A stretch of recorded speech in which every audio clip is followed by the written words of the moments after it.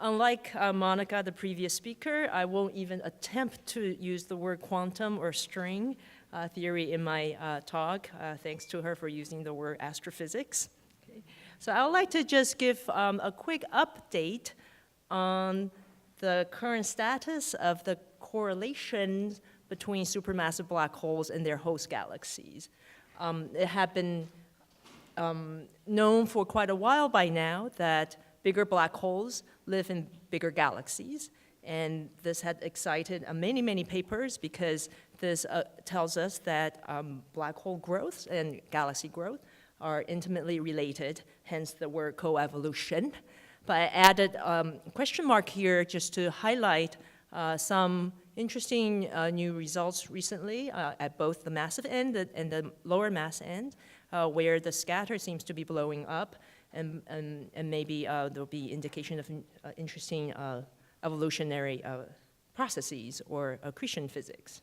So to start with the cartoon, again, it doesn't matter what we plot along the x-axis as a measure of the galaxy's size. It could be the mass of the spheroidal of part of the galaxy, the stellar mass, or the velocity dispersion of the stars in the galaxy as a whole, or the luminosity of the galaxy, or even, say, the number counts of globular clusters in the galaxy. There seems to be a positive correlation. The y-axis here are the black hole masses. Now, if you look at real data, one of the well-known correlation is the so-called M black hole sigma relation. And this is from the 2009 compilation, often used, quoted, the Göttingen et al. Compilation. And I just want to highlight some of the important papers studying the M sigma relation, and also to point out that it was actually Avi's idea, suggestion, to Gebhardt and Ferrarise to plot these two quantities versus each other. And I verified that by looking up their papers just now, and they both papers acknowledge you for suggesting this idea. Okay, and these are the where the data points as of 2009, and the y-axis, again, I'm not talking about active galactic nuclei or quasars. These are local black holes that have dynamical measurements using various tracers, either stars orbiting very close to the holes, or ionized gas, or masers. Okay, so I would like to highlight that between 2009 and 2013, when a student of mine, Nicholas McConnell, and I compiled just to look at this relation in more detail, there have been some many more new masses measured, and some have been done with better modeling. So in 2013, this is the plot we made, again, of the black hole mass versus the sigma of the host galaxy velocity dispersion. And the colors code the late types or spiral disky type of galaxies in blue, or the blue and the red and the green ones are the early types, ellipticals or S0 galaxies, where the green ones are the central biggest sort of the so-called BCGs, brightest cluster or group galaxies for environmental studies. I just want to highlight here that with this new compilation, and also Cormandy and Ho around the same time also compiled a similar sample, and among some other papers, we all found that the M sigma relation actually steepened from the sort of canonical Göttingen or Tremaine et al. Power law of 4 to 5. Okay, and that has a lot of indication, interesting implications for how black holes are fed, accrete, and so on. And later on, I think today's session, Jerry and Marta and Zoltan, and tomorrow Priya will talk more about physics behind these accretion events. Okay. But I want to just say that this is as of 2013, and there have been more updates since then in roughly 4 regimes, and that's what I would like to talk about today, especially the first one, which is at a massive end. My team has been targeting the most massive black holes in the most massive galaxies. And very excitingly also, there have been a few measurements in very compact elliptical galaxies of the black hole masses. And then also in masers, some new maser sources have been reported. And most interestingly, also very interestingly, there's a 4th tracer by molecular gas, CO. A few measurements have been done using, in particular, ALMA data. So if we look at, again, this plot, now if I plot, these are the two black holes we have reported since 2013. One is NGC 1600. The other one, as we are writing this paper up, is NGC 4874, which is the twin galaxy of the 4889, which is up here. These are the twin brightest galaxies in the Coma cluster. Okay. I want to just highlight that's the high mass end. And we are continuing to get, we're analyzing many more sources right now. And these 3 points are the compact ellipticals. As you can see here, they're also very massive, and they do sort of sit on the M sigma relation. And these are the 5 CO measurements that have been led by Tim Davis et al. And 4 of these are early types. And you can see they are about on the order of 10 to the 8th solar masses, and they are pretty much right on the relation. But then you go down to more Maser galaxies have been added since then by Jenny Green et al., and you can see they continue to straddle below the relation. Okay, so these are sometimes called the pseudobulges, and there have been a lot of discussion about whether pseudobulge galaxies, whether there's any correlation at all between the black hole masses and the galaxy properties. So I would like to now focus on the highest mass N, and ask, so it's looking like as galaxies grow, the velocity dispersion of the host galaxies, they don't grow much bigger than 300, 350-ish kilometers per second. We just don't know any individual galaxies that have larger velocity dispersion than that. But for the black hole masses, we seem to see a very large scatter, especially now with the above M87. We're starting to find, here we found 4 black holes above M87. Okay, so if one look at another relation, the M black hole, the same y-axis, but now if we plot the stellar mass of the bulge, the spheroidal component of the host galaxy, this has been known for a long time too, to be quite well correlated. And the slope is always about 1. Every team gets the same slope, but the amplitude had been moving around a bit. As of the 2013 compilation, we found the black hole mass on average is 0.2% of the bulge mass of the host galaxy. And, but if you put our 2 giant elliptical galaxies on top here, and then also these are the 3 compact ellipticals by Janelle Walsh et al., then you can see that these galaxies all lie consistently above the MM relation. Okay? And in particular, NGC 1600, which we reported last year, it's 10 times over massive for the black hole compared to its host stellar mass for the bulge, or elliptical galaxy. The whole thing is the spheroid. And so it also looks like this relation may not work at the very highest end. Just for the compact, I want to just mention that the fact that these compact galaxies sit on the M sigma relation, but they sit way above the M stellar mass relation, indicates that these galaxies themselves probably have too low a luminosity given its sigma. So they probably don't sit on the Faber-Jackson relation, for example. So I think to understand their evolution, it may not be the black holes that are doing something interesting, funny, but it's the galaxy itself may have been stripped or their growth had been stunned. So the sigma is very high, but somehow the stellar mass is suppressed. So to understand these, I think we should understand the galaxy evolution. But for these very massive ellipticals we're targeting, they just look like, they're on the fundamental plane and so on. So it's interesting that the masses of the black holes are coming out quite high. And I want to just highlight the very top two most massive black holes known so far. They reside in very different environments. So it's possible environments is yet another hidden variable that should be studied. Okay, so again, this is 4889, and this is NGC 1600, the 2 most massive black holes on top here. And I just want to point out that the Coma cluster has a halo virial dynamical mass that's about 10 times larger than that of NGC 1600. And the Coma cluster is a very, very crowded, rich cluster, in fact, the most rich cluster in the nearby universe. But the NGC 1600 is relatively isolated. It isn't a group, but the X-ray luminosities are 1,000 times lower, and the second brightest galaxy is way, way, way fainter than in the Coma cluster, as I mentioned earlier. These two are very comparable in luminosities. So it's very diverse environment, yet the two black holes are coming out to both to be about between 15 to 20 billion solar masses. Okay. So one can ask, are there other galaxy properties we can look at that perhaps, would be correlated with the black hole mass?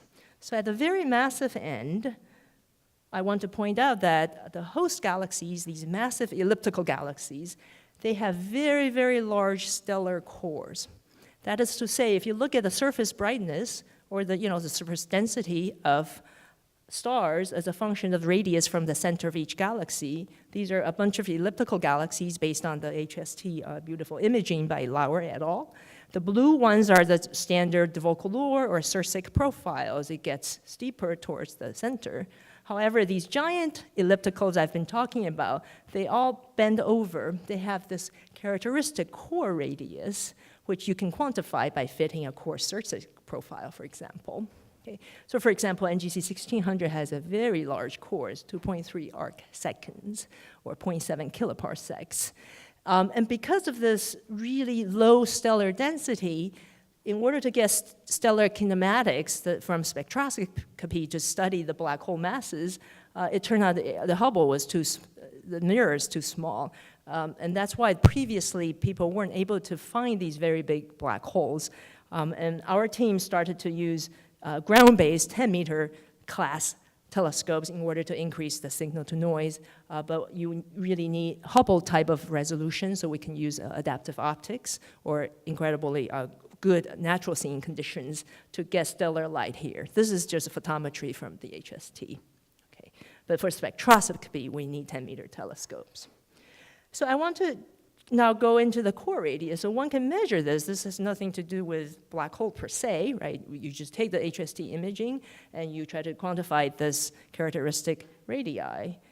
And then what one can do is now we can plot the black hole masses. Now I'm zooming into the top 2.5 deck, so it's from about a few times 10 to the 8th up to a few times 10 to the 10th versus the core radius now. So the x-axis just purely based on the photometry, and the y-axis are the dynamical measurements of these 21 cored black holes. And you can see that the black hole mass correlates better with the core radius than the black hole mass with sigma or the stellar mass. Okay?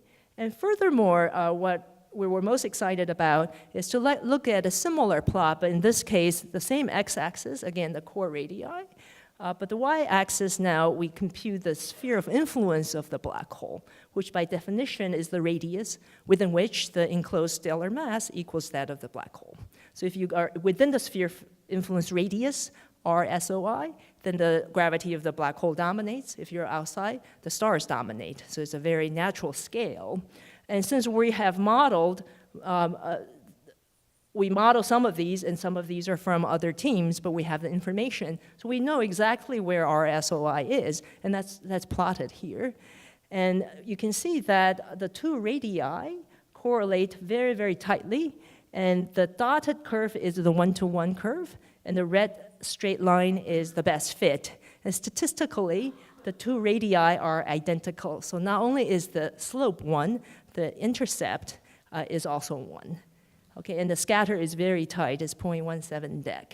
So telling us that clearly the black hole is quite intimately related to the core radius. Another way to say it is, why do these elliptical galaxies have these cores?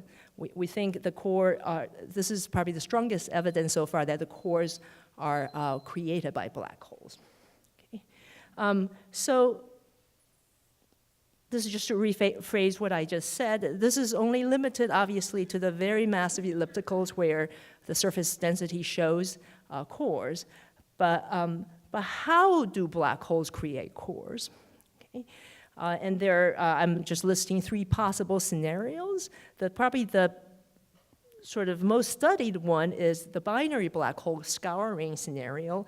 That is, as galaxies merge, the central black holes merge to form supermassive black hole binaries. We heard this morning that these are sources for LISA and the pulsar timing arrays. So as binary black holes shrink, they kick out stars on very radial orbits through slingshots, and they can shrink. But as the orbits of these binary black holes shrink, more and more stars on radial orbits are ejected, and that could create a core. This is called gravitational core scouring.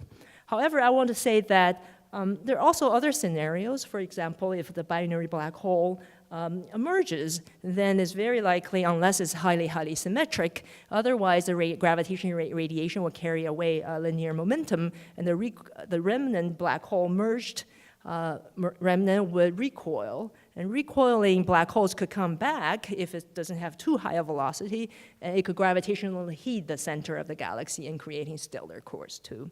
Another possibility is, as we probably will hear more about, is active galactic nuclei feedback. This is a key physics in many numerical simulations, trying to get the galaxy properties right. And AGN feedback blows out gas. So it's possible that you can prevent gas from gathering at the center. Maybe you can create stellar cores as well. I just want to highlight the last thing is there is one strong feature of these core galaxies, which we have found from the short orbit modelings, which we do in order to obtain the black hole masses from the kinematics data. Okay.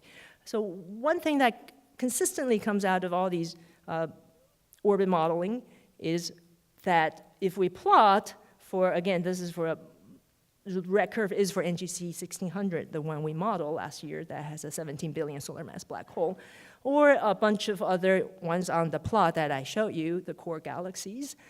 One feature is that the stellar orbits for the best fit model are all highly tangential in the core region, and one is the core radius for each of the galaxies. Okay, and this is the most favored model from the short models. So if anyone who's doing theoretical studies of the cores of these galaxies, they should be able to reproduce this too. And this, of course, is a natural outcome of three-body core scouring, because you're kicking out the radial orbits, so leaving behind preferentially tangential orbits. But AGN feedback may do the same thing. Okay, so just very quickly, so what's coming next is this ongoing massive survey that I'm leading, that we now want to really study systematically the 100 most massive galaxies within a volume, and this case is volume out to the Coma cluster. And we just want to target these very systematically rather than targeting the biggest, the brightest cluster galaxy or something. That's what we used to be doing. We were targeting NGC 4889, 4874. But NGC 1600, the one that in the isolated environment, is an outcome of this survey. And then we are really studying all the galaxies out of Coma that have stellar masses above 10 to the 11.5 solar masses. Okay, so in this study, not only can we also study the black holes, which is just a list of papers we're gradually releasing describing the massive survey. We can also study the stellar populations and the hot, warm, ionized, or the cold molecular gas in these most massive elliptical galaxies and the environment, and then all the stellar kinematics, what is the sigma profile, and so on. Okay, so stay tuned. A subsample of these 100 galaxies, we will be able to obtain black hole masses. Okay, just to summarize, just to look ahead at the very massive end of the supermassive black hole studies. Okay, so as we speak, the supercomputer is actually doing orbit modeling of some of these black holes we've obtained both very high-resolution stellar kinematics and wide field kinematics. So we hope to be able to report more measurements in the coming year. And I just want to sort of show the connection to the rest of the conference in the sense that these most massive black holes, being very close, they, in fact, 1600 has a short show radius on the sky, quite comparable to that of M87. Okay, it's more distant, but the black hole mass is proportionally higher. And if it has a millimeter emission, okay, then it will be a great Event Horizon Telescope target. And as we find more of these targets, I think we can provide you with more candidates to look for. And again, the pulsar timing arrays that have been mentioned today, the largest strain comes from objects with the largest chirp masses or smallest d. It goes like m to the 5/3 power over d. So the targets we are after will probably provide the highest strain sources, individual sources for PTAs if they're in binaries. We don't know. But again, knowing more about these black holes will influence the PTA candidates. And then as we will hear for the rest of the session, of course, there's a lot of astrophysics one can learn from mergers of these supermassive black holes, both in terms of sort of gas physics and the stellar initial mass function. There's a lot of debate about whether the initial mass function of stars in these massive galaxies steepen, and these are the best galaxies to perform such studies. And also in terms of populating black holes and sort of demographic studies influencing cosmology and predictions for PTAs. Again, these black holes will give us further insight. Okay, thank you very much.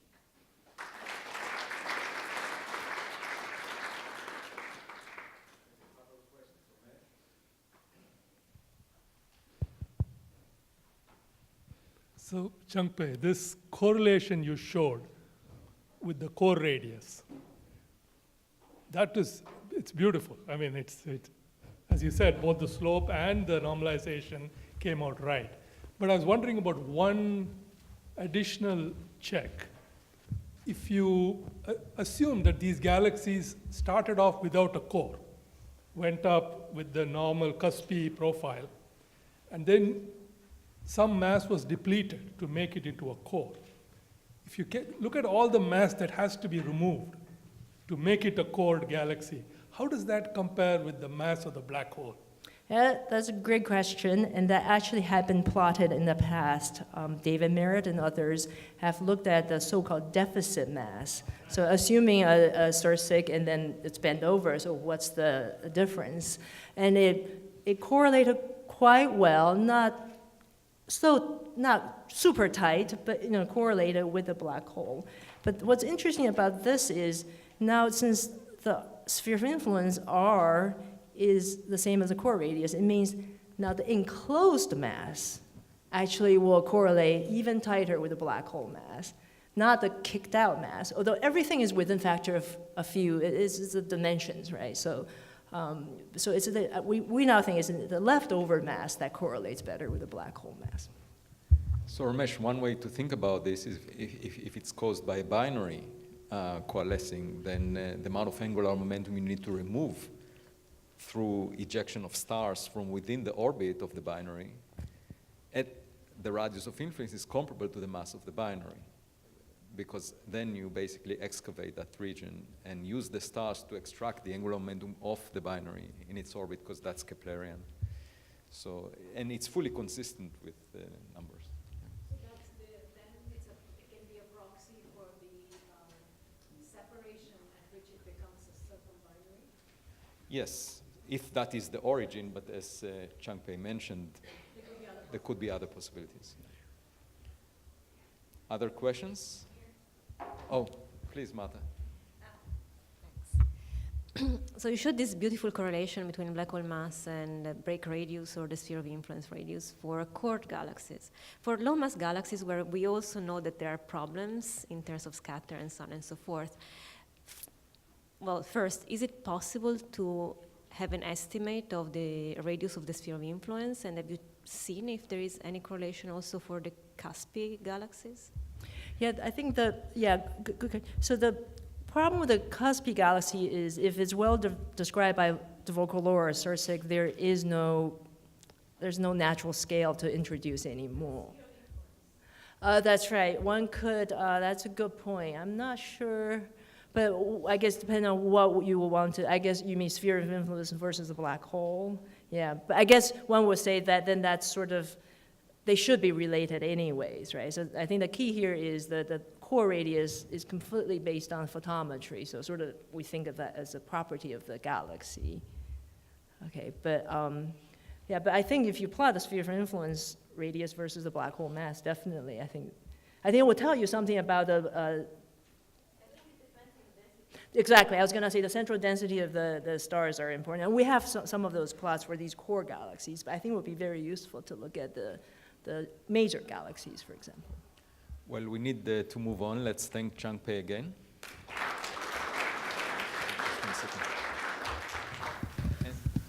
So the question I'm going to address is, what determines the rate of growth of black holes and what's the nature of how they eat? There's a classic argument by Zoltan and Paczynski, which is extremely simple. It's so simple that people have trouble understanding it. What they did was look at the light in the sky from AGN and divide by the mass density of black holes and get the energy output per unit mass accreted from that. And that gives the classic number of about 0.1 c². But it also means that there can't be a lot of other energy from some other sources. Suppose someone said that there was 10 times as much obscured black holes. Well, Einstein would be mad because then they're accreting with more than 100% efficiency, et cetera, et cetera. Suppose someone says that they grow by eating stars, not by eating gas, and eating them whole. That won't work either. So what we know is, from this very simple argument, is that most of the mass comes by accreting gas and emitting photons. Next question is, what's the nature of the inflow to them? And there have been two approaches to it, historically. The one approach is ignore the problem and calculate it as if the mass is delivered by God to the 100 Schwarzschild radii. And that is not a bad approach because to the first black holes that were found, were in binary systems, and there was a nearby star which just delivered that mass to it, and it grew. So that's fine. The other approach, but that's not appropriate for black holes in galactic centers.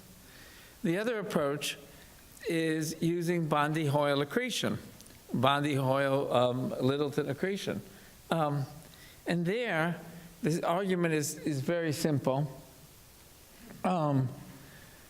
It was to say, let's stand the distance from the black hole where the energy of the material, including both its gravitational, its kinetic, and thermal energy, is zero, and that material will free fall onto the black hole. That's basically what the argument is. And there's a distance, and then you get the density at that distance and the velocity, et cetera, et cetera.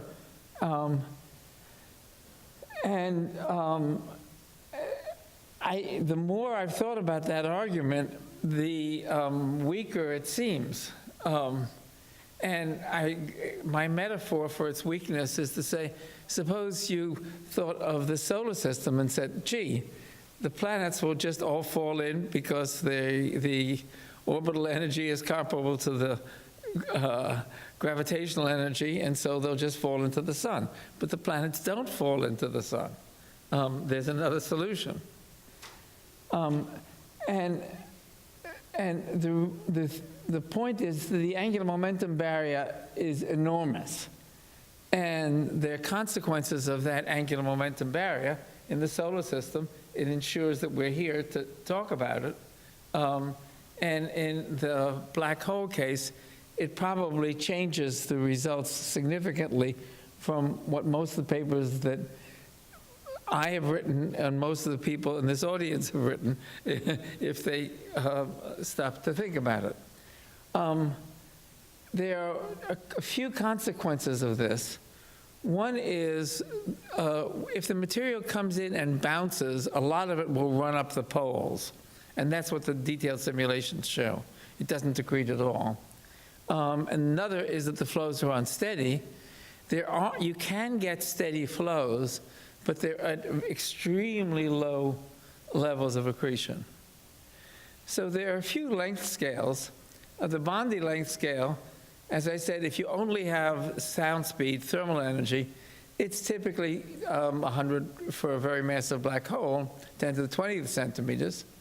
The centrifugal radius, and I'm just taking a guess at the angular momentum, that's where the material, if it's rotating as much as it is, let's say in the center of M87, would come into a circular orbit around the black hole, is 4 orders of magnitude less, and the Schwarzschild radius is many orders of magnitude smaller than that.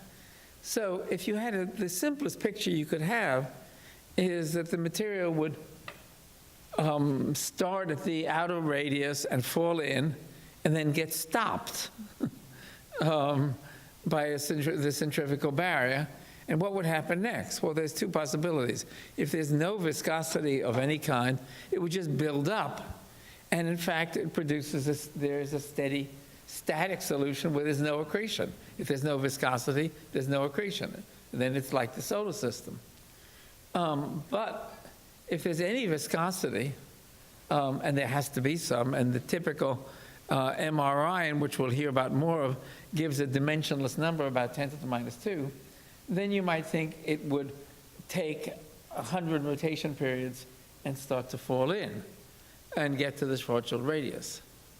But we should just know that there's a huge range in scale. That's the important point.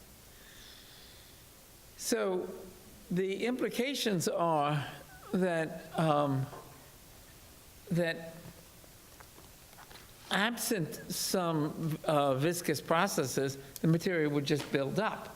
And that may be what's happened in the center of our own galaxy and the center of Andromeda. If you look at them carefully, it looks as if it's essentially static. It may be spinning rapidly, but it's not falling in very rapidly.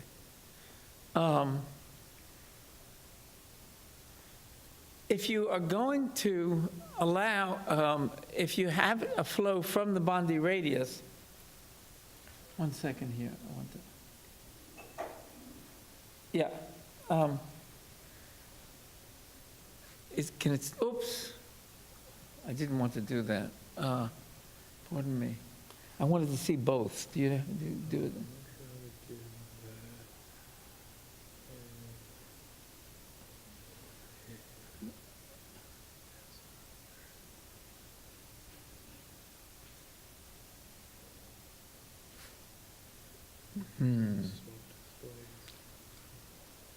Sorry.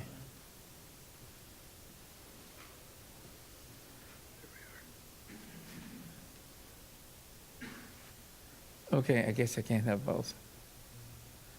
Yeah.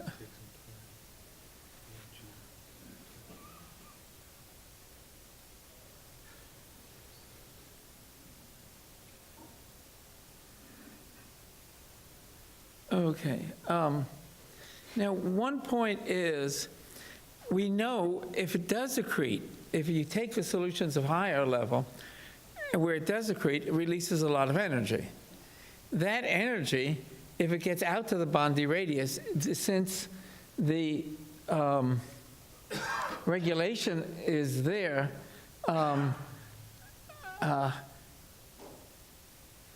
the feedback to the Bondi radius can be very important. So even if only a small fraction of the radiation emitted at the black hole is absorbed at the Bondi radius. Since the energy was zero there by definition, it's enough to reverse the flow. And so when you do simulations which allow for this, you find that radiative feedback and winds can change the results extremely easily. Another point is that angular momentum transport can limit the flow. And people do put in an angular momentum transport at the central region, but it may be important in the outer regions as well. And this is the point I mentioned about small output of energy from the inner parts, if intercepted at the outer ones, can have a huge effect. So some observational notes. The first point is when you look at quasars and just analyze them, the spectra from them, and there's people like Nahum Arav, the outflow is much greater than the accretion. So the winds from them are 10 times or more times the accretion rate. So that's just an observational fact.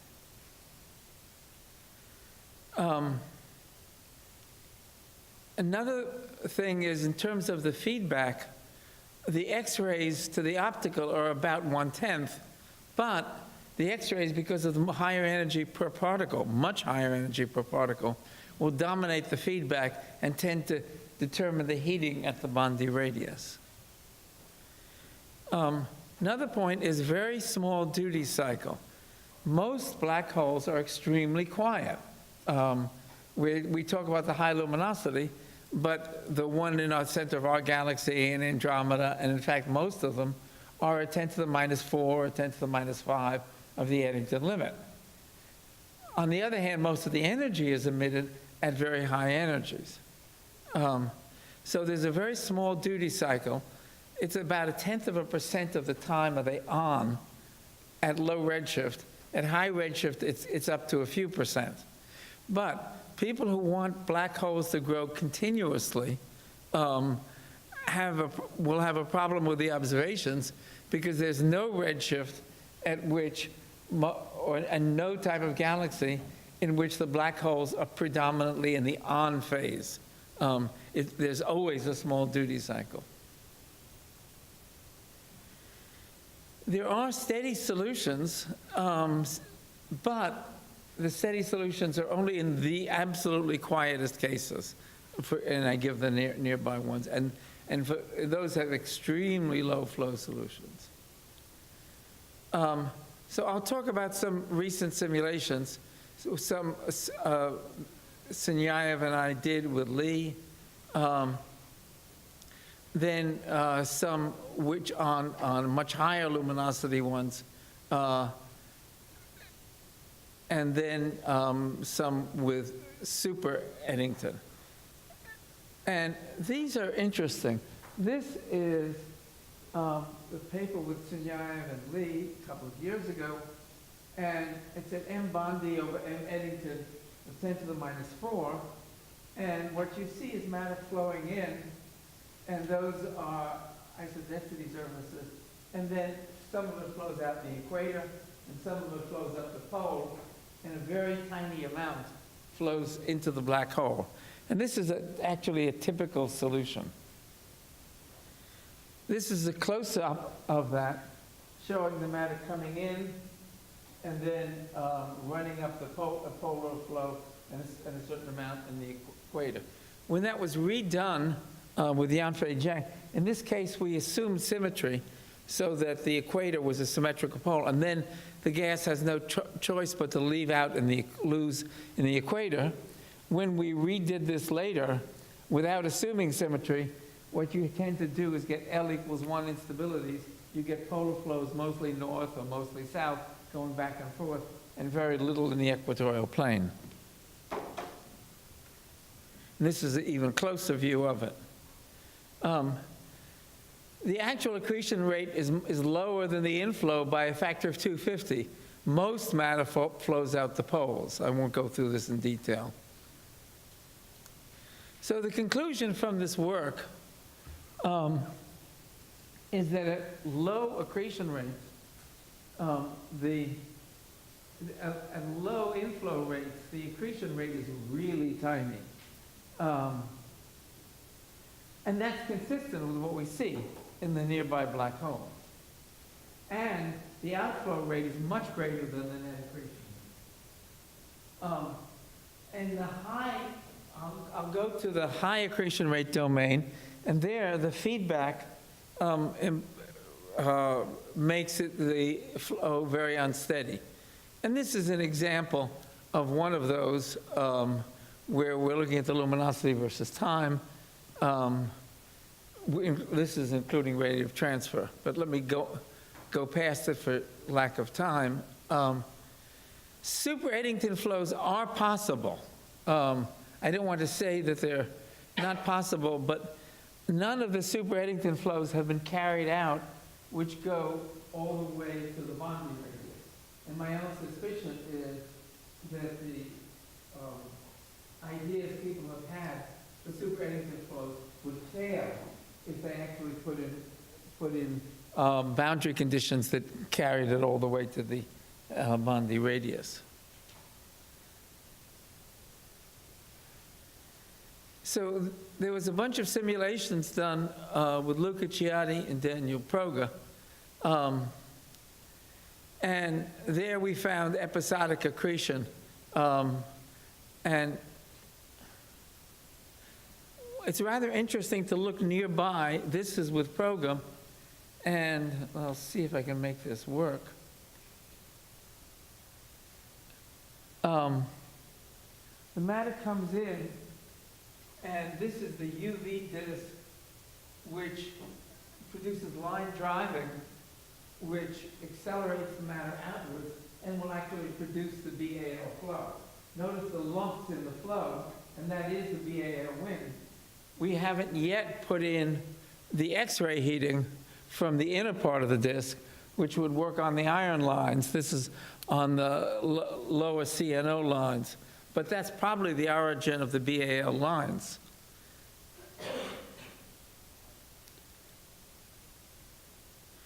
If you ask the overall effect, what happens when that gas gets blown out is it blows through the Bondi radius and disrupts the flow, and so you get extremely unsteady flow on all time scales.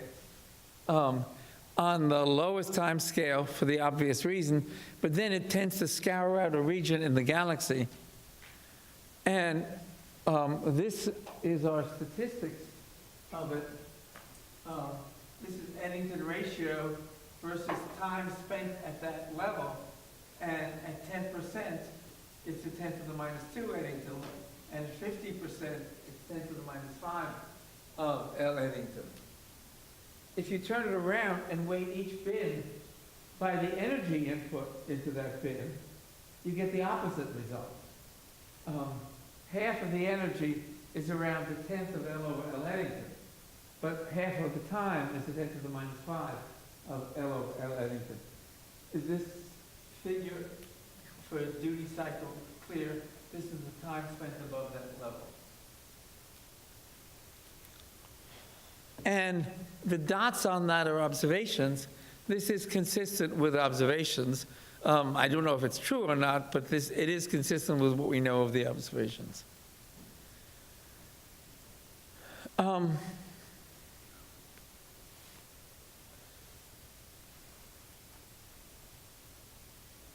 high luminosity, it's the polar winds which are most important, and not the radio feedback mode, which is a thin jet.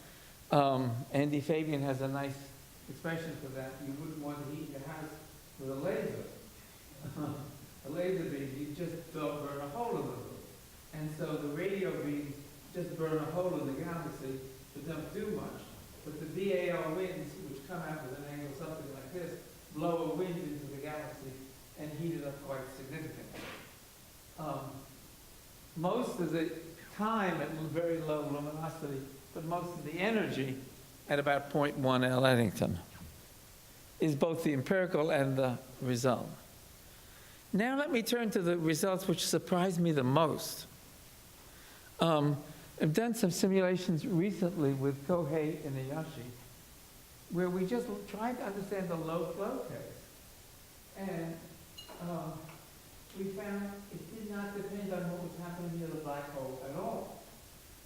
For very low flows, the gas just piles up, and Ramesh told me he did this before, and I have to check his paper. I think it's something similar. It just piles up, and then the inflow rate is determined by the viscosity, because it's just swirling around and slightly moving in.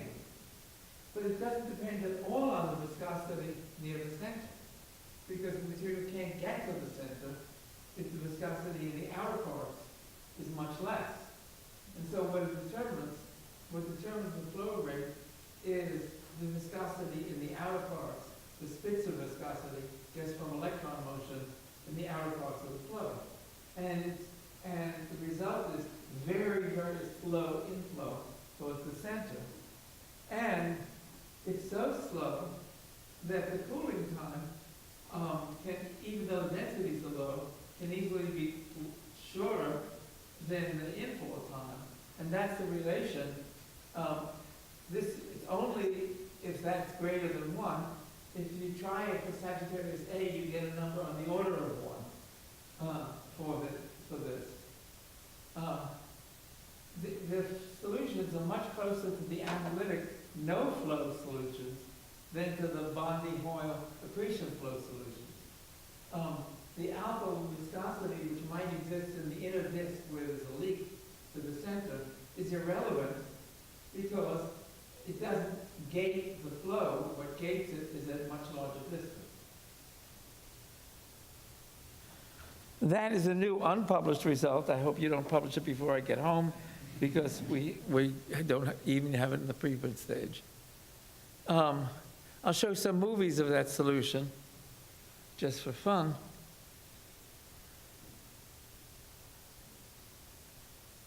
This is the temperature. Not surprising. Again, you get a polar flow largely. And I'll go to the density.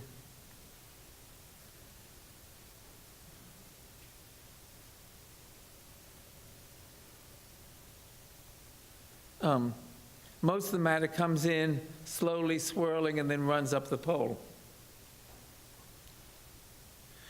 So let me summarize my conclusions, because I thought there'd be questions, since there would be.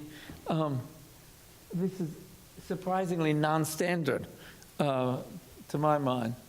And I scrunched up at the top all the things that you really should include in doing this. You have to include viscosity.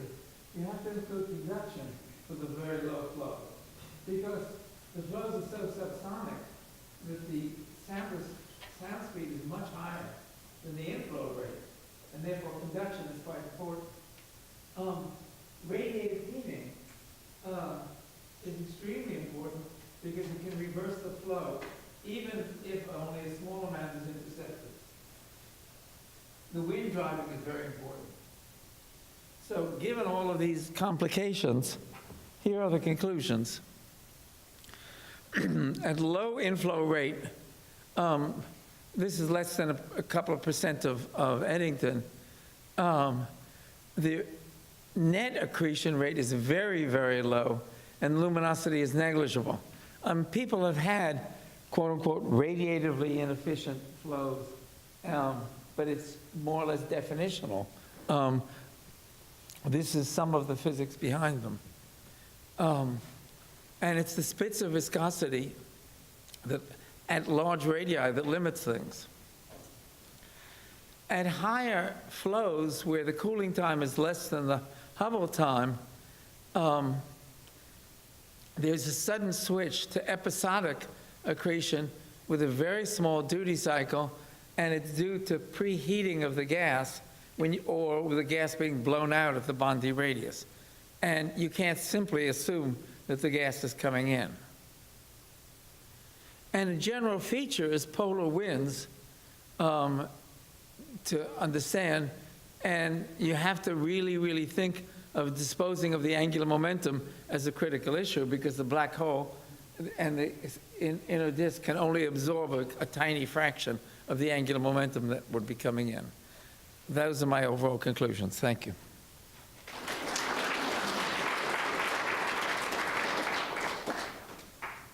Questions? Priya? How much mass is expelled in these polar winds? When you look at the mass inflow rate, what fraction of the inflow rate? The easiest thing, so how much mass is expelled in the stellar winds?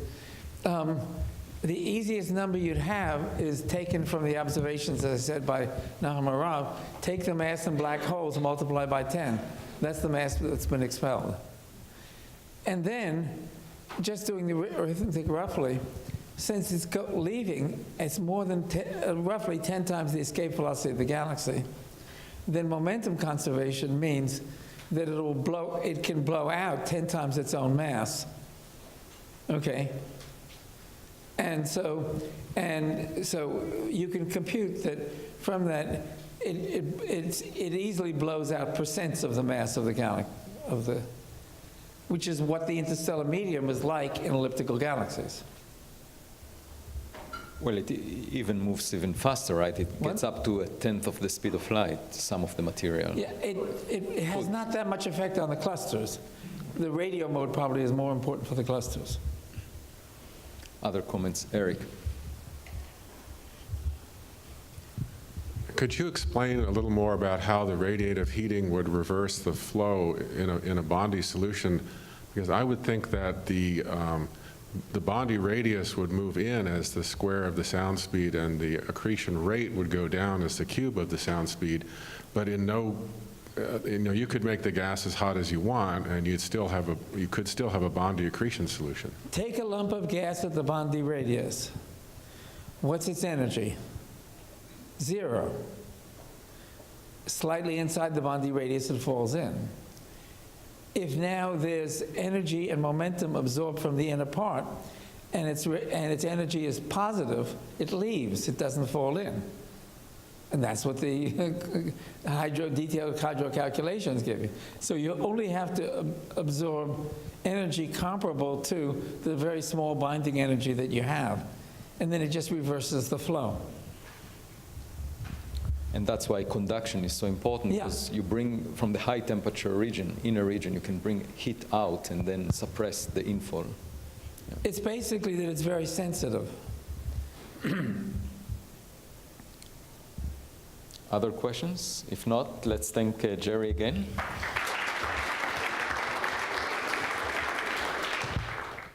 Thank you very much for inviting me to be here with all these people loving black holes. It's really exciting, and I will add a bit more to what the two previous speakers discussed. Actually, I will probably put together some of the concepts in each of the talk. So let me start with a simple view of what Chung-Pei described more in detail, which is the correlation of black holes with their host galaxies. Now here what we are seeing is a figure which is not as nicely correlated as before. So here we see the black hole mass on the y-axis versus the stellar mass of the host. This is not the bulge mass, so it's really all the mass in stars that you have in the galaxy.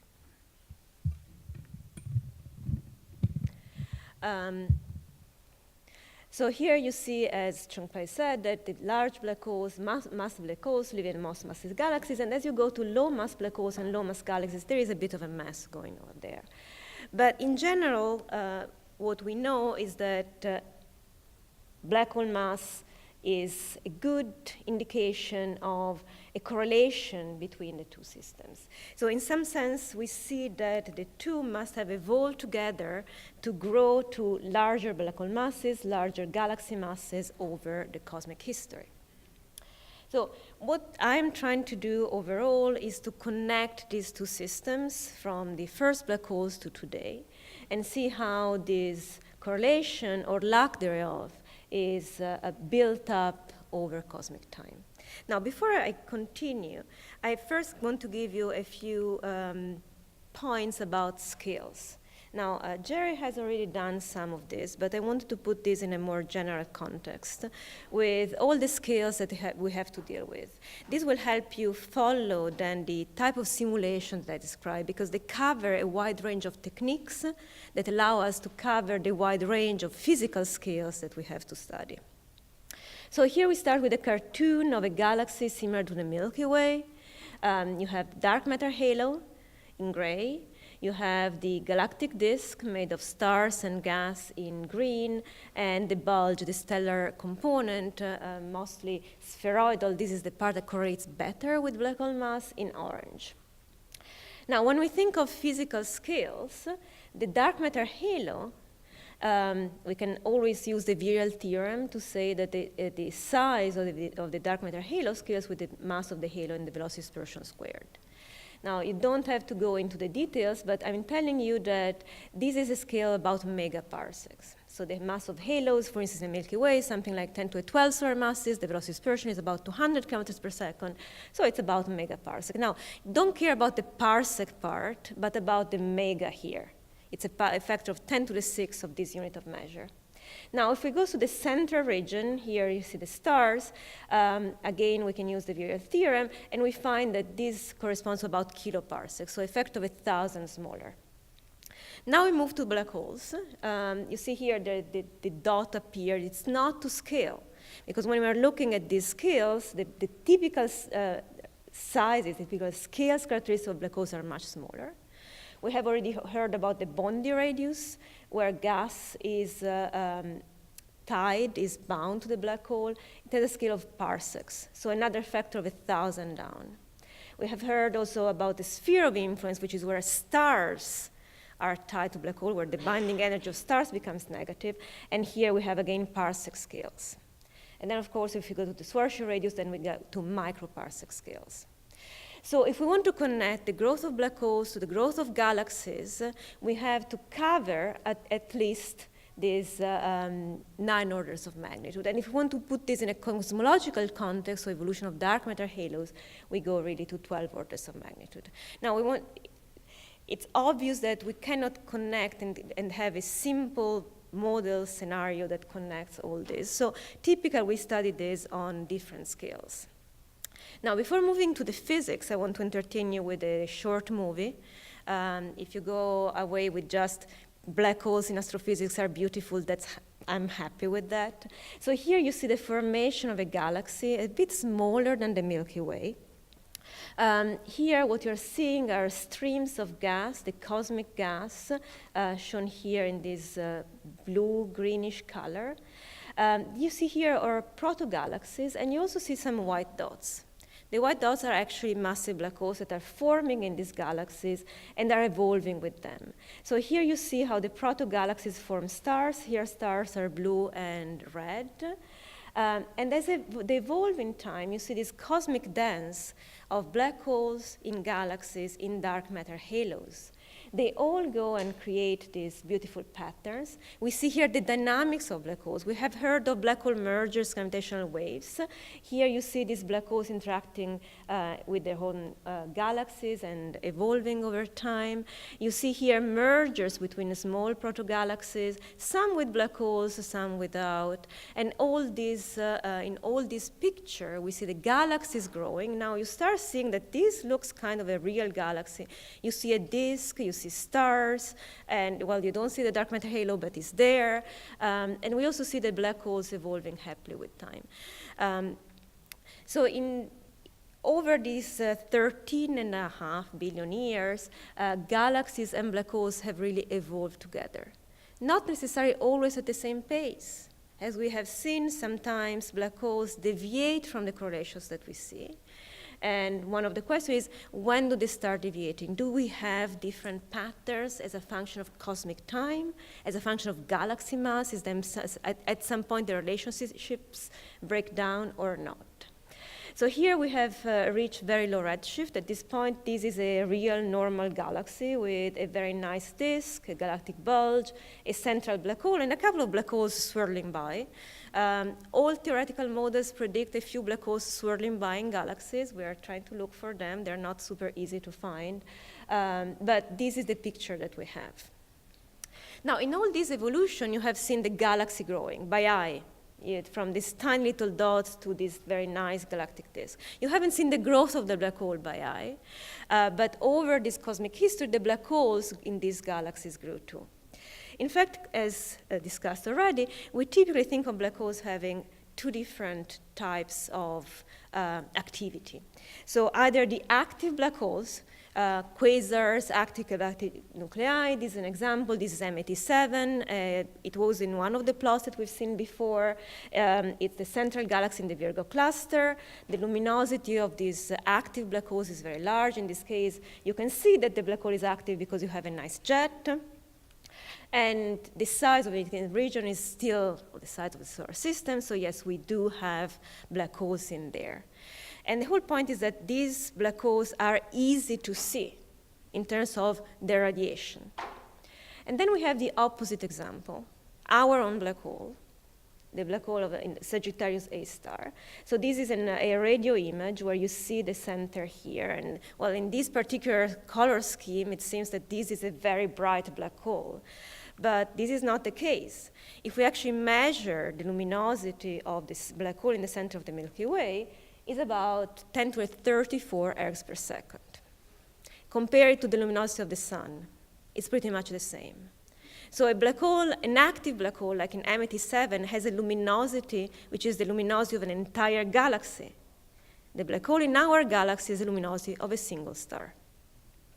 So we have these two different black holes, and what I'm trying to understand these days is how do we switch? How do black holes become active and inactive? So the feedback cycle. So this really builds on what we have just heard. So how do we feed black holes? How do we make black holes become more massive, bigger as a function of time? Well, the galaxy feeds them with gas. Gas has to cross the Bondi radius, the centrifugal barrier, and then eventually get into the last stable orbit and be accreted by the black holes. But when a black hole is active, as we have just heard, there is a lot of radiation and momentum coming out of it. And this is called feedback. So this energy is put back in its environment from nearby to far away.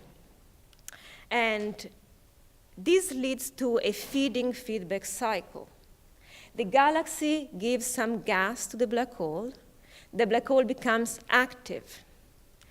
If the black hole becomes active, it launches these winds, these jets, and on top of it also radiation, heat, that eventually influence the gas nearby.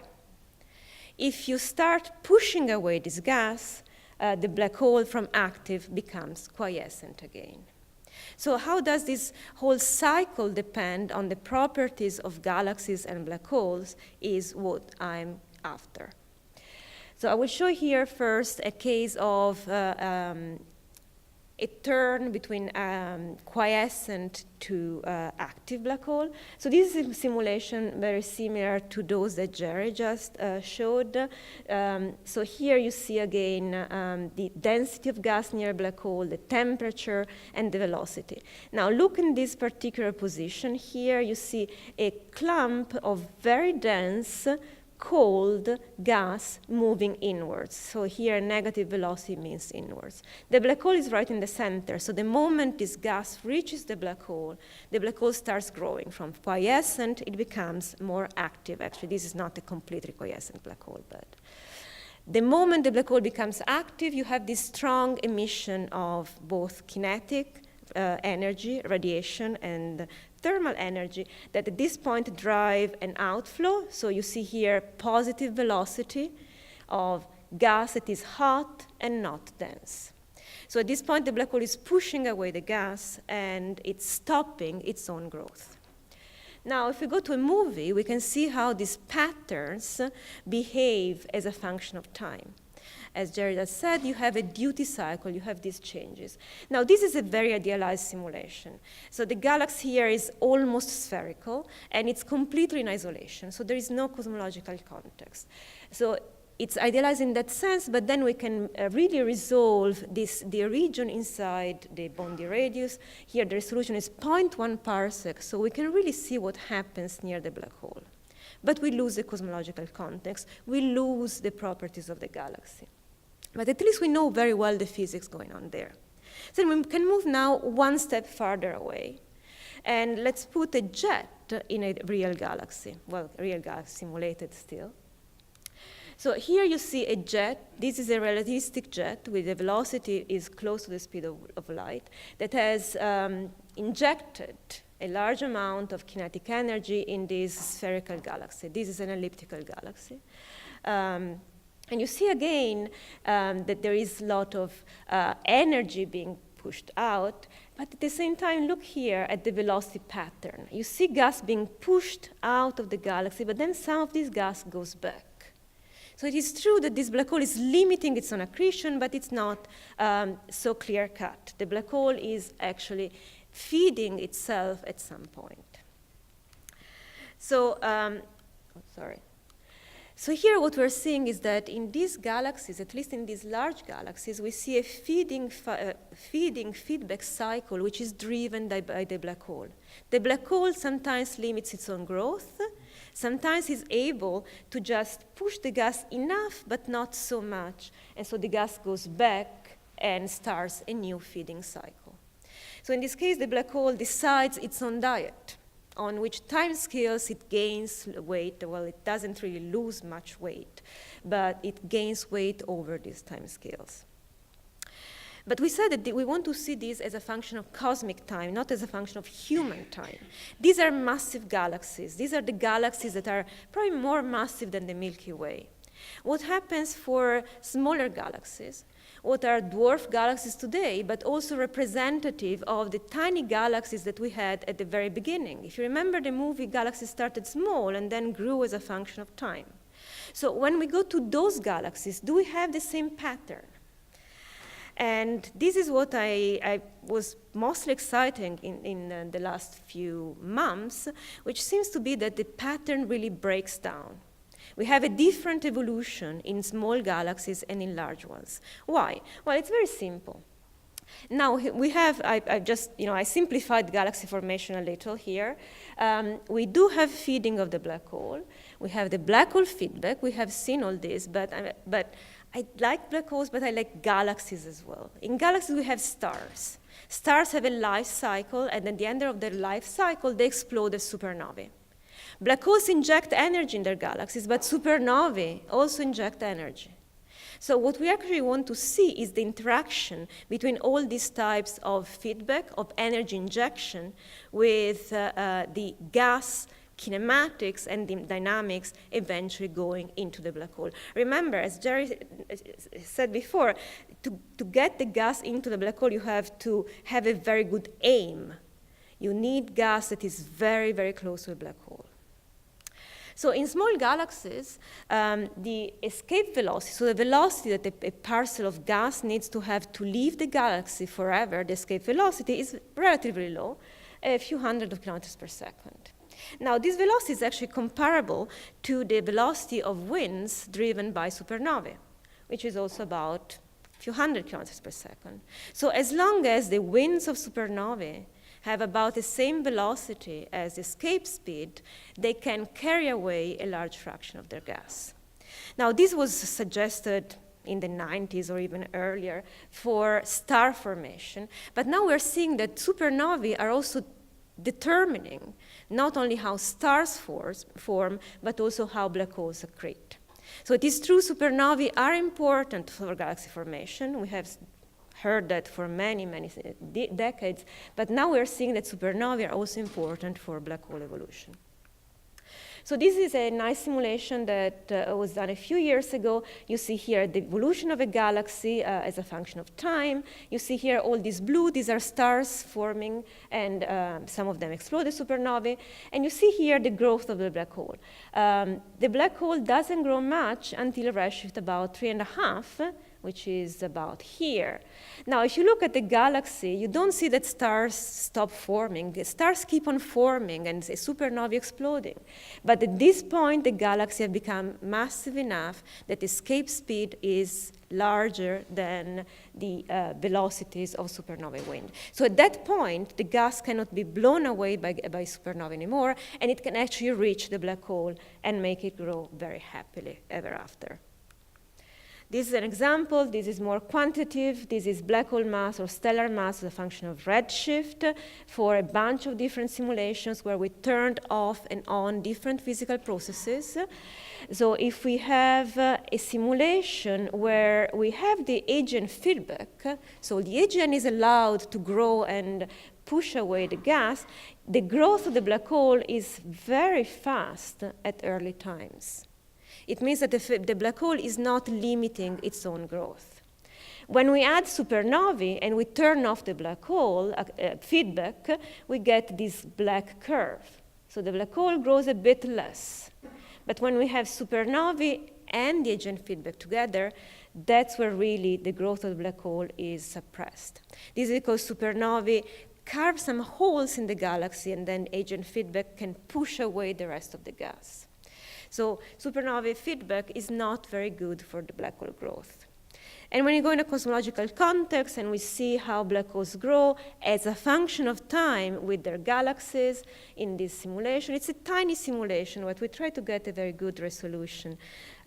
We are seeing the growth of black holes and of galaxies. And if you pay attention here, this is a black hole mass, a function of stellar mass at different times.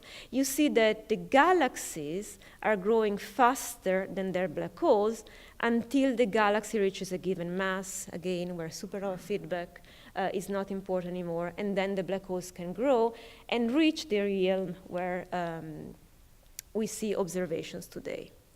So this was a bunch of simulations, all of high-redshift galaxies, small galaxies. You see here the stellar mass is about, is starting at 10 to the 6 solar masses. These are galaxies that are very small, hosting small black holes.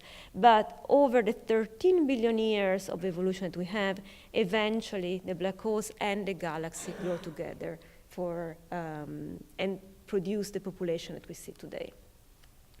So, and I will leave you here with basically my summary. So the interaction between black holes and their host galaxies is very complex. So not only because of the physics, but also because of the various types of scales that are involved. So we need a lot of different techniques, from idealized simulations with not the cosmic context, but a lot of rich physics, to cosmological simulations where we lose the detail, but then we have the cosmological context.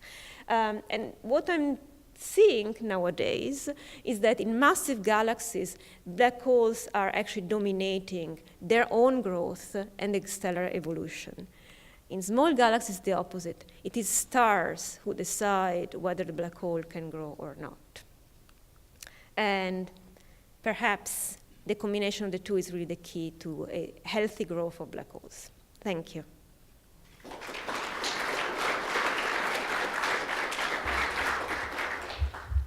Questions? Ramesh?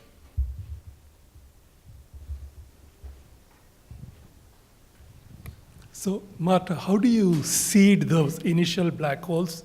What is your prescription? In this particular simulation, we seeded black holes in galaxies, well, proto-galaxies, which were metal-free or metal-poor, a metallicity of less than 10 to the minus 3.5 solar, and they had very dense stellar cores. These represent something in between POP3 star remnants and galactic and stellar cluster dynamics. The initial black hole mass about 10 to the 3 solar masses, and about 1 in 10 galaxies has a black hole at the low mass end. And do enough of them grow to 10 to the 9 solar masses by redshift 6? That we cannot know in this simulation because the volume is 10 megaparsec. Right. So since we expect one of these black holes per cubic gigaparsec, we don't have enough statistics. Okay. So it's a trade-off between volume and resolution. I chose resolution here. Well, a related question is why do they stop at 10 to the 9 or a few times, maybe 10 to the 10, but not more than that? Why don't they grow beyond that? Well, my personal view, which is perhaps simplistic, but a black hole with a mass of 10 to the 10 is already an entire galaxy. So to double in mass, it has to eat an entire galaxy of Well, not exactly, because these reside in the centers of clusters. Absolutely. So but just think of this in absolute terms. 10 to the 10 solar masses of gas is a lot. It's a lot, but It's a lot. it sits in the most massive galaxies. So in principle, you could have had more But massive. we don't have galaxies, so we have seen, the figures from Chung-Pei that I left there. These black holes are actually overmassive for their M sigma. So it's not as if we have super duper massive galaxies that have tiny black holes in there. Well, one possibility, is that there is a suppression of cooling flows in clusters, and because there is plenty of gas there, but it's not cooling. Yes, but at that point you should see an asymptotic turnover of the relationship between black hole mass and the cluster property. At the moment, we don't see a turnover yet. And Chung-Pei, can we rule out that there are more massive black holes out there?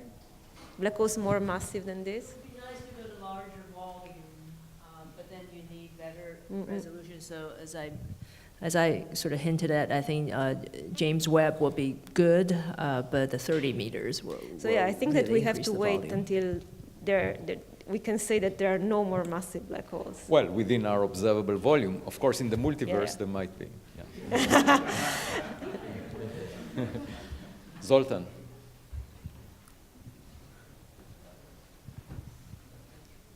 Just wanted to offer one answer to Avi's question, because I was always intrigued why this maximum mass, 10 to the 10 solar masses, seems to be the same at every cosmic epoch. So the largest black hole is about 10 to the 10 at near redshift 0, but also at redshift of 6 and 7. And so one idea we proposed for this was when you fuel the black hole through the star-forming disk, it turns out when you increase the mass to about 10 to the 10 or higher, the star formation that would maintain the disk consumes all the gas, and it cannot flow into the black hole. It just comes out very naturally from toy models people use for an unstable disk feeding a black hole and forming stars. Yeah, but of course, the boundary condition is the disk, and in principle, if you had cooling flow in the centers of clusters, where a substantial fraction of the cooling gas would end up in the disk, you could grow the black hole even farther.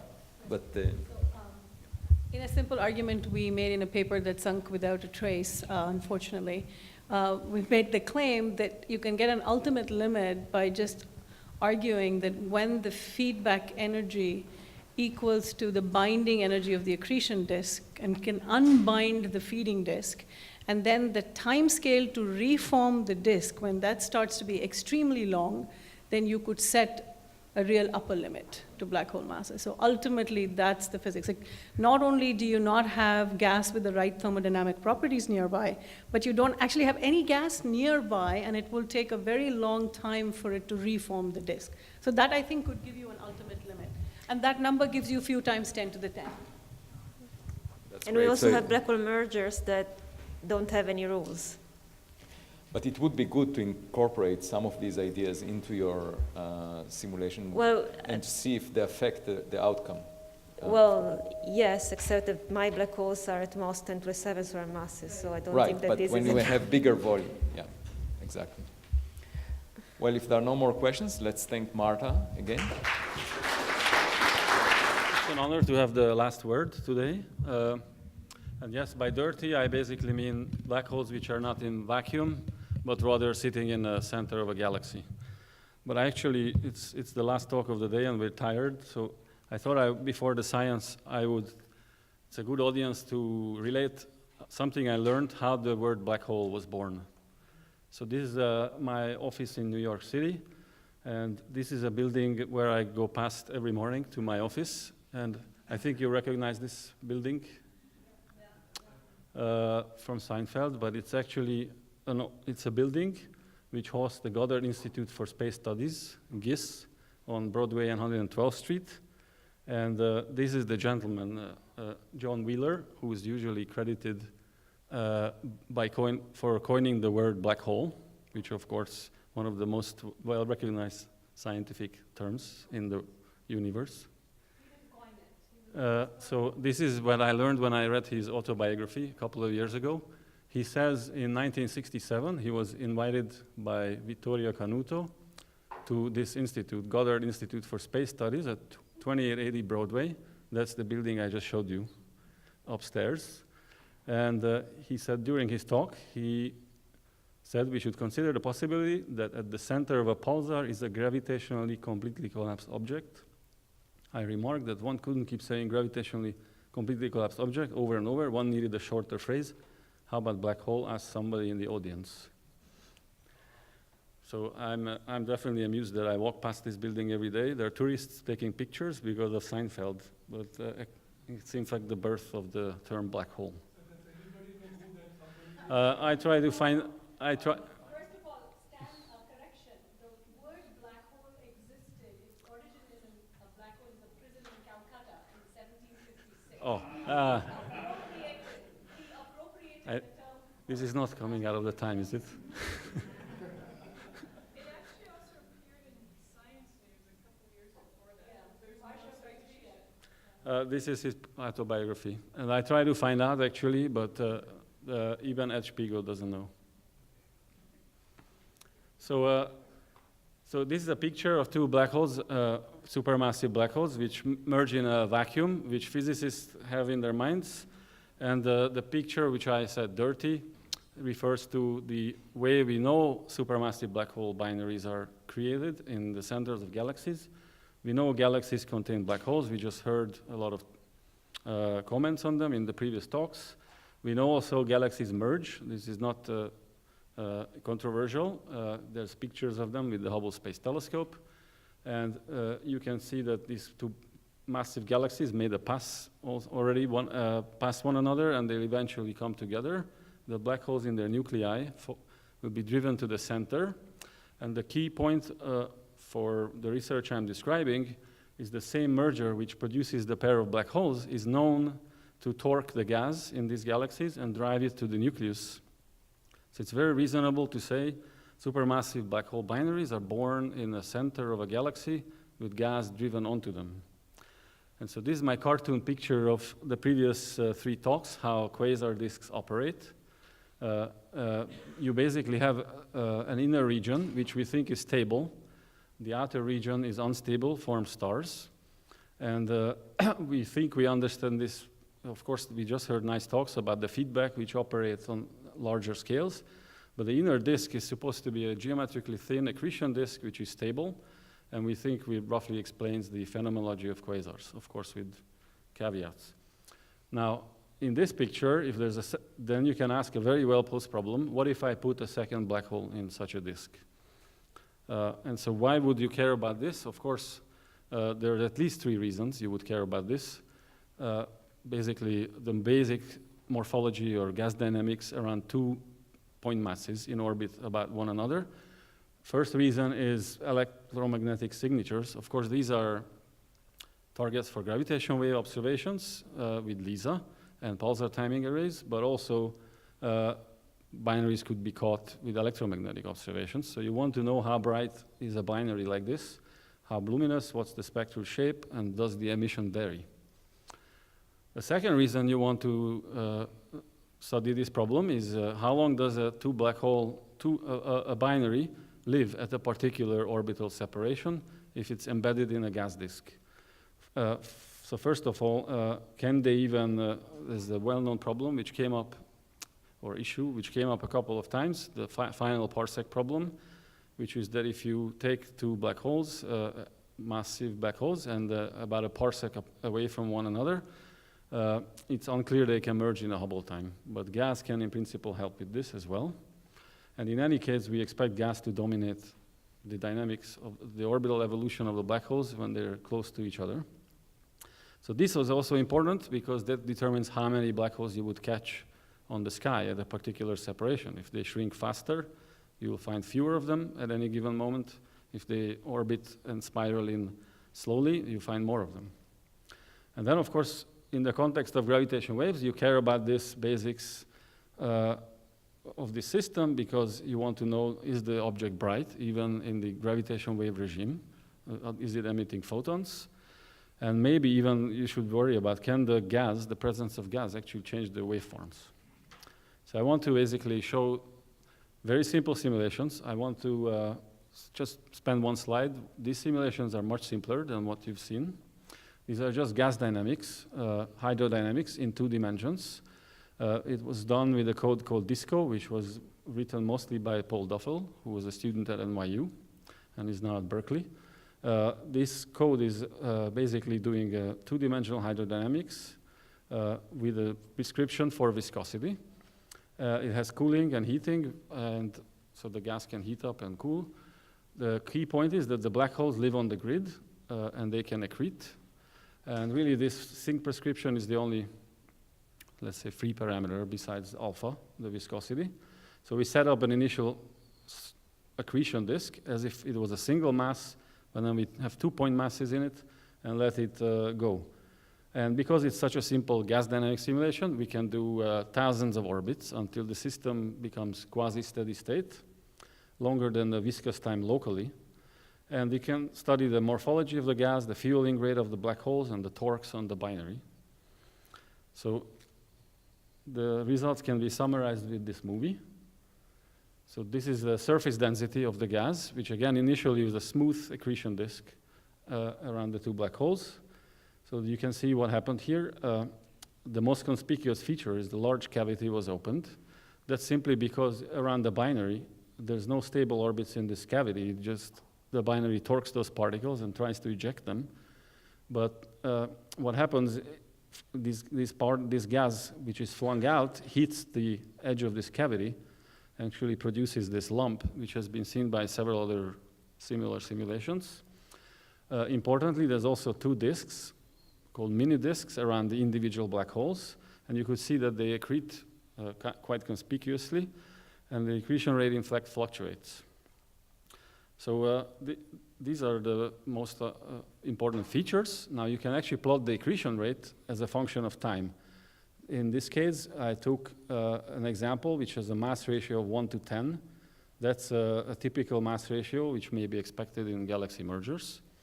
And what you see here is the accretion rate on the lower mass black hole in green and the higher mass black hole in blue. And in units of m.0, that would be accretion rate for a same mass single black hole.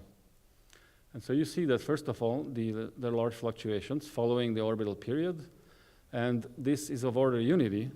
So this black hole propeller that was set off here is extremely efficient to create this cavity and inject a lot of gas and maintain a low density cavity, but it's actually not at all efficient in preventing gas from accreting onto the individual black holes. In fact, it's not at all efficient. So this should be very good news in the sense that we can expect that such a system is basically a bright quasar, just like a normal quasar, except that it has large variability on orbital timescale or possibly longer. And another point here is that the secondary tries to capture most of the gas and is out accreting the primary. Now, I should just say that we went and looked for periodic quasars. I won't talk too much about this today, but us and another group at Caltech actually went through large quasar databases which have time variability data, and we did find objects which look periodic. So this survey by Caltech looked at 250,000 quasars which had data back 10 years, and they found 111 candidates. We looked at 36,000 quasars in the Palomar Transient Factory. We found 33 candidates which are periodic with periods of order a year. So those are interesting to talk about. Now the second topic I mentioned is how long does this system live at a particular orbital separation? Does the gas affect the orbital inspiral of the binary? And so this shows an equal mass black hole binary. Again, same kind of simulation. This surface density distribution has been averaged over many orbits. And you see then it looks quite nice and symmetric and smooth. There are these there are these streams of gas which are actually moving outward. There's the mini disks, and you can simply calculate the torques on the binary. And there's basically two reasons the angular momentum changes. One is accretion onto these binaries of mass and momentum, and also direct gravitational torques. This cavity, we thought actually initially the cavity is asymmetric at any given time and is going to torque the binary, but in fact, most of the torque comes from gas which is closer and about to accrete onto the black holes. So this panel shows the torque density distribution. So blue is pulling this black hole backwards, so it's actually negative torque trying to make the binary merge. The red is pulling the gas ahead of it, so this stuff, and it's trying to add angular momentum to the black holes. And it turns out that the net effect is quite subtle. It's these blue and red almost cancels, but the net effect is negative, and it's gravitational torques which slow down the binary. So that, of course, means angular momentum is injected to the disk eventually. The angular momentum of the binary is sunk up by the disk, and this happens through gas streams which try to accrete on the binary but get flung out, as you saw in the movie, and deposit the angular momentum into the outer disk. The outer disk then actually has an enhanced viscosity and transports it out to the outer regions of the disk. You can actually scale these simulations to, let's say you want an orbital time of 1 year and an accretion rate of 0.3 Eddington, then the lifetime at this phase would be about a few million years. And again, mostly determined by gravitational torques. So just for comparison, a 10 to the 9 solar mass binary would live for 100,000 years due to gravitational wave in spiral alone at this orbital period. Smaller LISA kind of black hole would live for a Hubble time. So this effect is clearly good for merging LISA type of black holes. And in fact, at order year period, it's a non-negligible contribution to the gravitational wave in spiral for pulsar timing kind of black holes. So the waveforms could be affected. Now, I wanted to mention something which has to do with the electromagnetic signal here. So, as I said, the black hole is accreting. Both black holes fluctuate in their accretion rates, so this could be a periodic quasar. But in fact, even if the black holes were not fluctuating in their accretion, there would be an inevitable periodic brightness variation just from special relativity. So first of all, we know that optical and X-ray emission from quasars come empirically, we know this, they're resolved in gravitational lensing, comes from 10 to 100 Schwarzschild radius. And so this, if you look at the simulation and look at this so-called tidal truncation radius, where the disk ends because of the tidal field of the other black hole, if this is bigger than 10 or 100 Schwarzschild radius, it's just like a usual quasar disk, and the emission should be coming from there. There should be a photosphere effectively around this moving object, and you should see Doppler shift. So if the orbital velocities become comparable to a few percent of speed of light, you should have inevitably few percent sinusoidal-like variations. I should say that these mini disks are really almost like Shakura-Saneev disk. In fact, were very highly resolved in the recent work, but they really should be fairly taken to be a quasar, usual single black hole quasar, which is a light bulb moving around. Now, there might be an example of this system, which we proposed a couple of years ago. So one of the periodic quasars, which was in the Caltech group's sample, has a light curve that looks like this. This is 20 years of data. So the second 10 years is where they had most of their optical coverage. And you see the black points trace out a sine wave with a period of 5 years. This is a bright quasar at redshift 0.3, varies by about 15%. And that's the optical data. Now, if this is really coming from, and it looks quite remarkably sinusoidal, and if it's really coming from a Doppler shift of brightening and dimming due to the orbital motion, then they should do the same thing in UV bands, if the UV is also coming from the black hole. And in fact, the magnitude of this variability is tied to the spectral slope. The steeper the spectrum, as you Doppler shift blue and red, you have very more influx at a given band. So it turns out we found ultraviolet data from Hubble and Galax, and it's consistent with this interpretation. So this object has a period of 5 years, or a separation of roughly, let's say, 0.01 parsec or 300 Schwarzschild radius. It's a 10 to the 9 solar mass black hole. And the variation V over C would be of order 5 or 6%. Now, the exciting thing is that if you now think of the LISA observations and you consider a system that's entering the LISA band, I think we'll also inevitably have such an electromagnetic chirp. So forget, let's say, dirty because this is just a light bulb moving around and entering the LISA band. So I've shown here an example of the LISA sensitivity curve, which I think most people here are familiar with. So a black hole is coming from the left, from low frequencies. And let's look at this curve. This is a 10 to the 6 solar mass binary. It's coming from the left, enters the LISA band, and then chirps, and then merges here. And the time of entering the LISA observations, the separation between these black holes might be of order 100 Schwarzschild radii, so 10 to the 6 solar mass. When it enters the LISA band, separated by 100 Schwarzschild radii. And then there are two milestones in the event of this inspiring black hole. The first is that you might be able to localize the source on the sky. So this is work that goes back at 10 years or so by ourselves and by Scott Hughes, who gave the first talk today, and Ryan Lang. And so about a month before the merger happens, the separation of these two black holes is 30 gravitational radii, and we know where it is on the sky to, let's say, 10 square degrees. So you can point an X-ray telescope there. At this point, there's still comfortably large separation to accommodate the X-ray emitting disk. So you will inevitably have a chirp signal in X-rays, which accompanies the gravitational wave emission, up to the point about a day before the merger, where these tidal truncation radii are so small that it's not clear whether or not you have a surviving X-ray emitting disk. So this is very nice. There should be I just put sinusoidal variation in quotes. The X-ray emission should have the same phase as the gravitational waves, because it's caused by the same orbital motion as producing the gravitational waves. And so I think this is my last slide.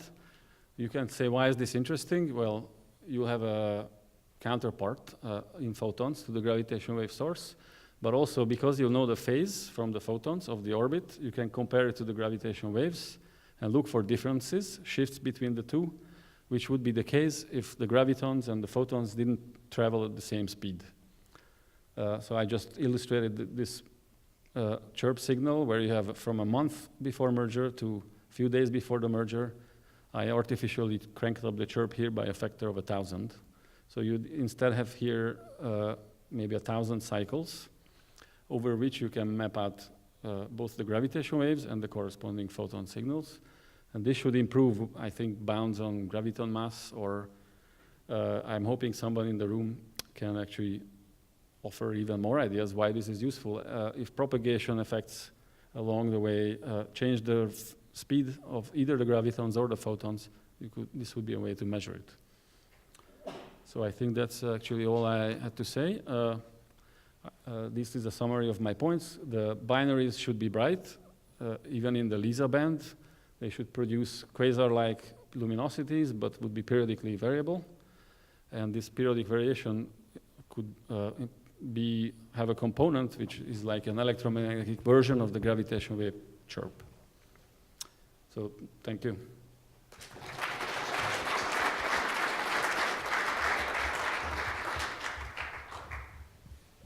Questions? One comment about the possible difference between the speed of gravitational waves and photons is that if gravitational waves would have propagated, for example, at a speed higher than the speed of light, lower than the speed of light, then cosmic rays would have emitted, just like they do Cherenkov radiation, they would have emitted Cherenkov gravitational waves. And just by this consideration, people in the literature about 15 years ago put very tight limits, 1 part in 10 to the minus 15, on the difference between the propagation speed of gravitons and photons. So that's something to keep in mind, that we already have very tight limits on that in any modified gravity theory. So I think in principle, you could improve on that. I have a number here, which is 10 minus 17. That's assuming that a 10 to the 6 solar mass black hole in spiral was measured, and we saw the shift to, roughly speaking, a period. Mm-hmm. That would be very good, very impressive. Ramesh. So, Zoltan, you showed that movie and you looked at the angular momentum budget, and you decided that the binary actually shrinks, right, as a result of this accretion. Well, I didn't We heard decide. The computer decided. Computer decided and told you. Okay, very good. Now, we had a colloquium. I don't know if Dong Lai is here, because Dong gave a colloquium, and his computer told him that it goes the other way around, if I remember right. So you guys, have you resolved what's going on? Is it that your computers have to fight it out, or? I can comment, then you can contradict me. But I think one reason we were also surprised is, so if you think about this, what you expect when you look at this system. I'm claiming two things. I'm claiming that the black hole is accreting quite significantly, and the gas is clearly coming from this disk, and the material here has clearly much higher specific angular momentum than the binary. So you would think if I eat all this material and eat all the angular momentum, I must out-spiral. We just don't find this to be the case. And I think I actually have a detailed description, but instead what happens is the gas falls in through undergoing shocks. I can show you pictures afterwards, and it actually loses all its angular momentum.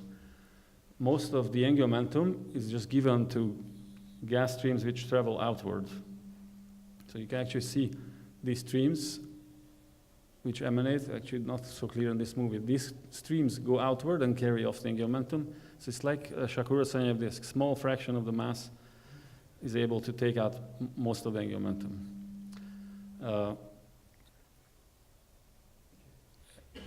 Well, we can continue this discussion at the banquet, perhaps, between the two of you. You can clarify to Ramesh what the consensus view is. Any other questions? Aneta.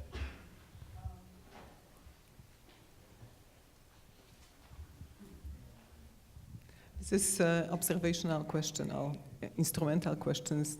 Did you try to estimate the sensitivity of X-ray telescope or instrument you would need to detect that? Well, because it's a large field of view which you need, so something which scans the sky. Yes, yes, we did over lunch.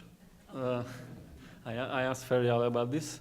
So this is in the future. You need to cover 10 square degrees to see a roughly Eddington 10 to the 6 solar mass black hole.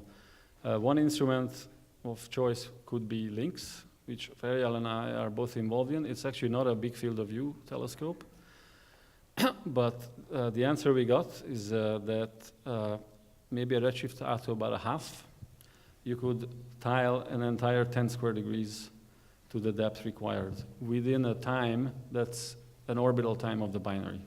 So you could take several points along the orbit or tile the whole orbit. The other answer to this is that, I don't know if Scott is still here, but the 10 square degree localization a month before the merger that I put on this plot, that's sort of a typical value. So I just said the binary is coming here, and a month before the merger, this is when it's localized. The signal to noise at that point is 50 or so in the LISA band, and you have it to 10 square degrees. That's the typical case. But highly spinning black holes with favorable orientations and good part of the sky, so 10% of the binaries could be actually much better localized, and then you don't have to tile the whole thing. So, Zoltan, you made a very compelling case that dirt is a very good positive ingredient in this context. We have a segment of 5 minutes before we leave to the banquet, and let's thank Zoltan again.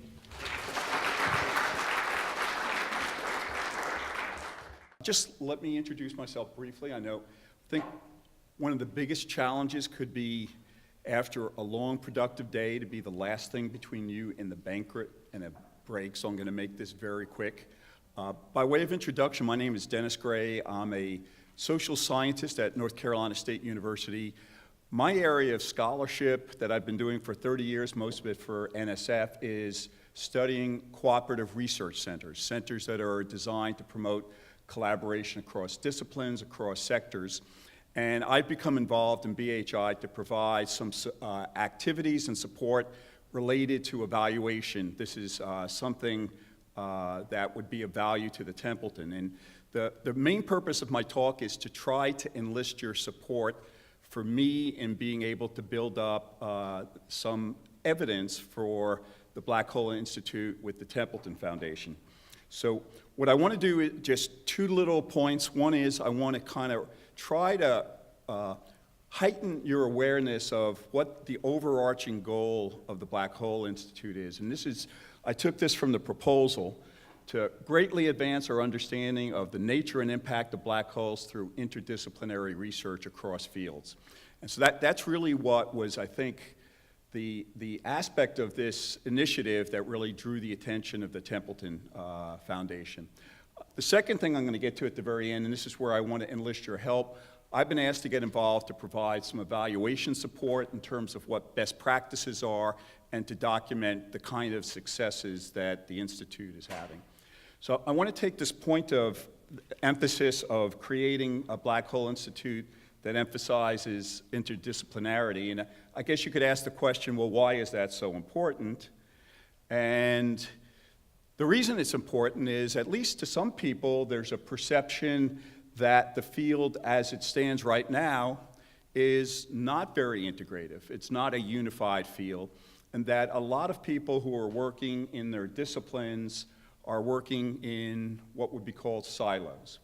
And so I've used this to represent that. I'm going to make a point. I drew this from the internet, this little figure, and put the names on it, and I realized I had run out of silos, and I noticed this little truck over on the side. And I didn't want to leave the Event Horizon Telescope out. So, and I actually wonder if a truck working among the silos may be a good metaphor. But so the question is, if to the extent that this image of what the field is like is true, the question is, what direction should the field go in? And I've give talks on this topic in other areas, and I thought it was sort of interesting. I had a quote from Einstein about what he thought was a productive way to do research, and his take on it was combinatorial play seems to be the essential feature of productive thought. So even in his mind, this idea of mixing and being able to interact with people who are looking at phenomena like a black hole from different perspectives was something that he thought would be productive. So the question is that enough? And I think what I would see the bottom cartoon here as being sort of a rendering of what this conference is about, an attempt to put people together who maybe come from different disciplines and get them to be communicating a little bit more actively. The question is that enough? And this is a very complex diagram, but this was something actually I worked with Shep, and he was able to give me a rendering. This was something that was sent to Templeton to give an idea, a graphic representation of what the Black Hole Institute might be like. And if you can see on the top, there's all of the disciplines coming together. They're intersecting to address certain key questions that the field are trying to address. If you look on the bottom of it, there's some of the communities, the stakeholder groups, that one would like to influence to try to get this, this community being more integrated. So this is sort of an idea of what conceptually was sold to the Templeton as what this initiative could do. One more view, one of the areas that I do some of my scholarship in is doing social network analysis. And you may be familiar with it, who talks to whom and how you can tap into. And this is just my rendering. It's just a cartoon of how a fragmented field would look, where disciplinary people are talking to disciplinary people, but maybe at the periphery you're bringing someone else in. And on the right, a really integrated meta-discipline where people from lots of different backgrounds are interacting and sharing information, and where there's global research across multiple universities and disciplines. And I think at another level of analysis, this is what this BHI is about. So with that as background, I guess I raise the question, how will we know if a productive collaborative change is happening through BHI? And what I would throw out to you is the answer I would give is the community will know. I think that this group is the community. So I've been asked to get involved in the center to try to provide some extra metrics to show what is happening in the center. And in order to be able to do that, I need your help.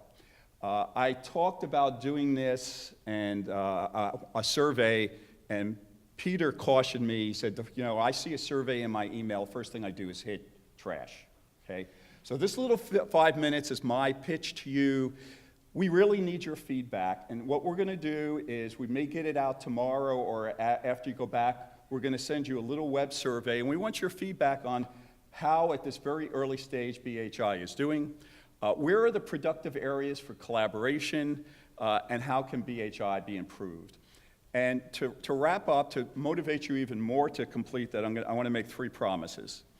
One is the web survey would be something you can complete in 5 minutes or less.